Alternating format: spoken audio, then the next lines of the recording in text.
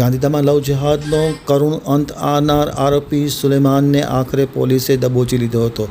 આરોપીએ પોતાની પત્નીને એટલી હદે ઢોર માર માર્યો હતો અને મોત નિપજાવ્યું હતું કે જે કલ્પના પણ ન કરી શકાય.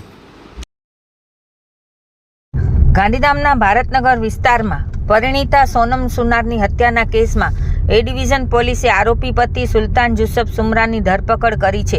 આરોપીએ પત્નીના મોતને બીમારીમાં ખપાવી ગુનો છુપાવવાનો પ્રયાસ કર્યો હતો. પ્રાથમિક રીતે બીમારીથી મોત થયાનું દર્શાવવામાં આવ્યું હતું, પરંતુ ગુપ્ત બાતમીના આધારે એ ડિવિઝન પોલીસે મૃતદેહનું રામબાગ ખાતે નિરીક્ષણ કરાવ્યા બાદ જામનગર ફોરેન્સિક પોસ્ટમોર્ટમ કરાવ્યું હતું. તેમાં શરીર પર ગંભીર મારઝૂડના નિશાન મળી આવતા ઈજાઓના કારણે મૃત્યુ થયાનું બહાર આવ્યું હતું. તપાસ દરમિયાન જાણવા મળ્યું કે મૃતક સોનમે ઘટનાના થોડા દિવસ પહેલા પોતાના પિતરાઈ ભાઈને ફોન કરી પતિ જાનથી મારી નાખશે તેવી ભીતિ વ્યક્ત કરી હતી. ત્યારબાદ દુબઈથી આવેલા નાના ભાઈ રાહુલ સુનારની ફરિયાદના આધારે એ ડિવિઝન પોલીસે હત્યાનો ગુનો નોંધી આરોપી પતિ સુલતાન જુસફ સુમરાની ધરપકડ કરી વધુ તપાસ હાથ ધરી છે. તાજેતરમાં ગાંધીધામ એ ડિવિઝન પોલીસ સ્ટેશન ખાતે એક હત્યાનો બનાવ બન્યો છે.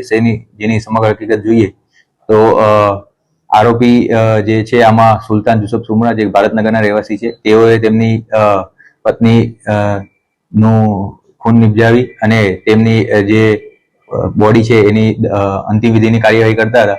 એ દરમિયાન જ પોલીસને બાતમી મળેલી કે આરોપી દ્વારા પોતાની પત્નીને માર મારીને એનું મોત નિપજાવે છે અને એની લાશની અંતિમ વિધિ કરવાની પેરવીમાં છે. જે માહિતી પોલીસને તાત્કાલિક મળતા પોલીસે ઘટના સ્થળે પહોંચી અને લાશનું ફોરેન્સિક પીએમ કરાય અને ફોરેન્સિક પીએમ દરમિયાન મરણજની લાશ પર મલ્ટિપલ ઇન્જરી હોવાની હકીકત જણાઈ આવેલ. તેના આધારે પોલીસ દ્વારા મરણજના ભાઈની ફરિયાદ લઈને કાયદેસરની કાર્યવાહી કરવામાં આવી છે અને પોલીસ દ્વારા આરોપીની અટક કરવામાં આવી છે. આ સમગ્ર બનાવનું કારણ જોઈએ તો આરોપી દ્વારા પોતાની પત્ની ના ચારિત્ર ઉપર શંકા રાખીને અવારનવાર એમની સાથે ઝઘડા કરવા હતા અને છેલ્લે તેમની ઉપર વધારે શકના આધારે એમનું પટ્ટા વડે માર મારીને એમનું મોત નિપજાવેલ હતું.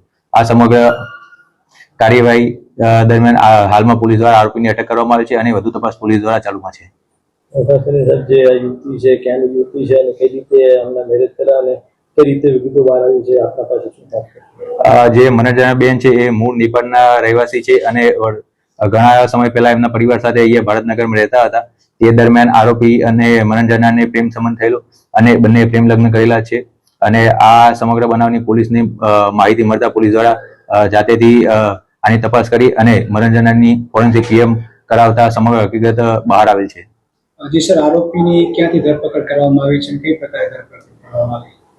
આ બનાવની જાણ સાથે પોલીસે જેવી ઘટના સ્થળે પહોંચી ત્યાં જે પોલીસ દ્વારા આરોપીની ડિટેન કરવામાં આવી અને ત્યારબાદ સમગ્ર હકીકત જણાઈ આવતા પોલીસ દ્વારા પુરાવાના આધારે આરોપીની ધરપકડ કરવામાં આવી છે.